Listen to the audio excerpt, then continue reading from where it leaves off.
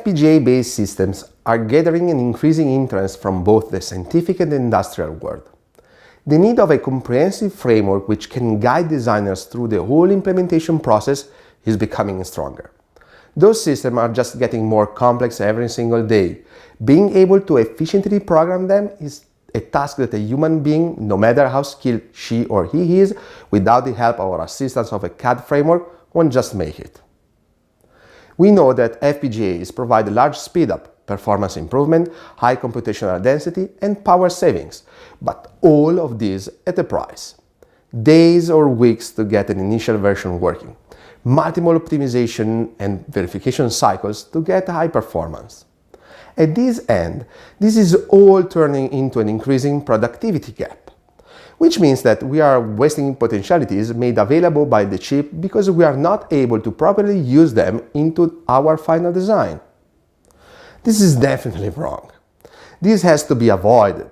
That's a huge field of research right now. This is not true only for university and research centers, but also for companies themselves. As an example, we can see that Xilinx, even if it's a double-E company, even if they are the one producing the underlying technology at the basis of our systems, they are investing a lot into designing the most advanced and user-friendly toolchain. And this is not just something they are doing today, this is part of their culture. Back at the beginning of the century, around 2001-2002, I was a master's student excited about the idea of using FPGAs to implement my runtime adaptive system. It was awesome. I was doing it by writing HDL code and by using Xilinx Integrated Synthesis Environment, or ISE, to synthesize it and to generate the final bitstream.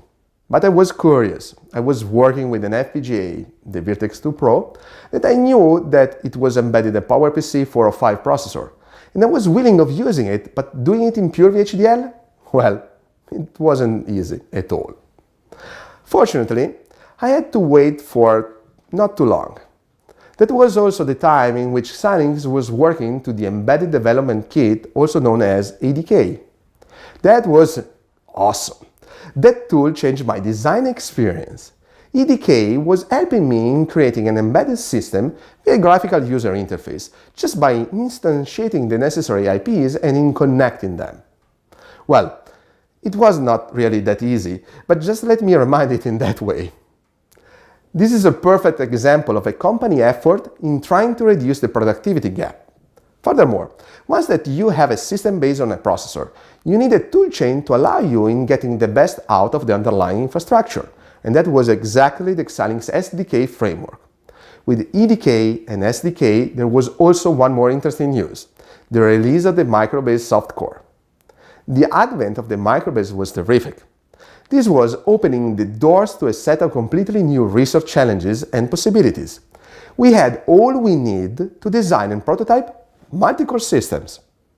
And remember, we were now in 2005-2006, so those frameworks and those technologies were not out there yet. These tools had improved a lot over the years, but there was something new waiting to be included, waiting to be explored, waiting to be used to change everything. High-level synthesis, also known as HLS, can be seen as an automated process to move from an algorithmic description of a desired behavior to a digital hardware implementation of that behavior. HLS has been around for a while. Early commercial examples developed by Synopsys were already around at the beginning of the 90s, but only in the second decade of the 21st century we can see a real explosion of these technologies. On July 2012, we can read on the Electronic Engineering Times pages: the folks from Xilinx have just made available the first public release of their next generation design environment. The Vivado Design Suite 2002.2 is now available to all IAC Design Suite customers. This was going to mark an epoch. Not only Xilinx was working on including HLS solution in their frameworks, but Altera too, with their OpenCL initiative. This was definitely making the beginning of a new era. Considering the advancement in the FPGA technologies and the increasing interest in coupling them with host solutions to implement complex heterogeneous distributed systems, like cloud infrastructure, The need for a simplified host integration and the automated infrastructure creation was going to be the next big thing. Xilinx was ready to face this new challenge, and they released a set of development environments for system and software engineers that goes under the name of SDX. SDX enables developers with little or no FPGA expertise to use high-level programming languages to leverage the power of programmable hardware with the industry-standard processor on or off-chip. SDX is composed by three frameworks: the SDXL development environment, the SDNet development environment, and last but not least, the SDSOC development environment. Within this course, we are going to focus on the Xilinx SDXL development environment, which allows you to create FPGA-accelerated design using C or C++, OpenCL, and RTL programming languages.